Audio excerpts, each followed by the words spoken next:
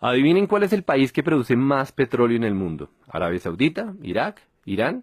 Ninguno de los anteriores. Con 13 millones de barriles al día, el mayor productor es Estados Unidos. La coronación es reciente y es una de las razones por las que se ha caído el precio del petróleo. Estados Unidos está comprando menos porque está produciendo mucho más. Y todo esto tiene un responsable: el fracking. ¿Qué es el fracking? Es una técnica para extraer petróleo y gas de lugares que antes no se dejaban. Rápido repaso geológico. Todo el petróleo está almacenado en formaciones de rocas. Algunas de estas formaciones tienen poros o grietas que dejan fluir el petróleo, otras no.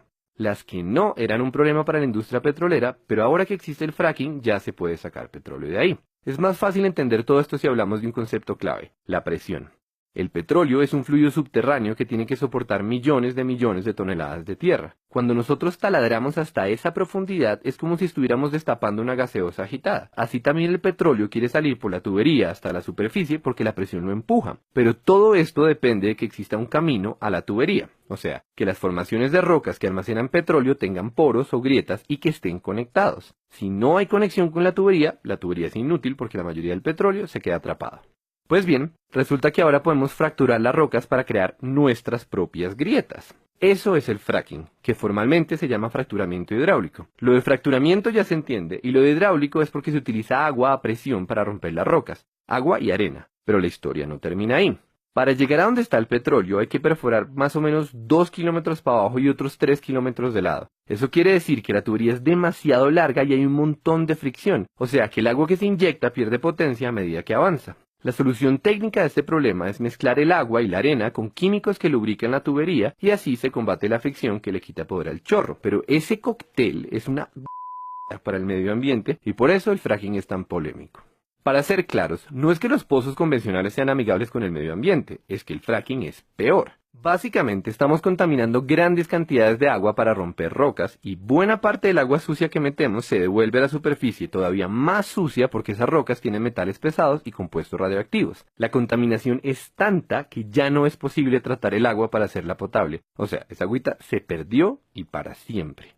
Entonces, ¿qué se hace con el agua sucia? Lo usual es que la entierren muy profundo, el equivalente industrial a meter mugre debajo de la alfombra, pero hay un problema, o más bien varios. Resulta que en el subsuelo existen reservas de agua potable y si el agua sucia del fracking llega a mezclarse con ellas, tenemos un desastre ecológico tremendo. Por supuesto, la industria petrolera y los que ponen las normas toman un montón de precauciones para que no ocurra esto. Por ejemplo, los pozos tienen un revestimiento de cemento y tuberías adicionales con el objetivo de evitar que el agua contaminada se filtre hacia otros lados. La pregunta es si estas medidas son suficientes y esa pregunta es particularmente relevante en Colombia, teniendo en cuenta que las normas se basan en estudios que fueron hechos en Estados Unidos, y acá la geología es diferente y poco estudiada. Mientras que en Estados Unidos las reservas de aguas subterráneas no pasan los 400 metros de profundidad, en Colombia ya extraemos agua potable a 1500 metros. Esa diferencia hace más asustadores dos de los tres problemas que tiene el fracking. Problema número 1. Las grietas causadas por esta técnica recorren el subsuelo de forma impredecible.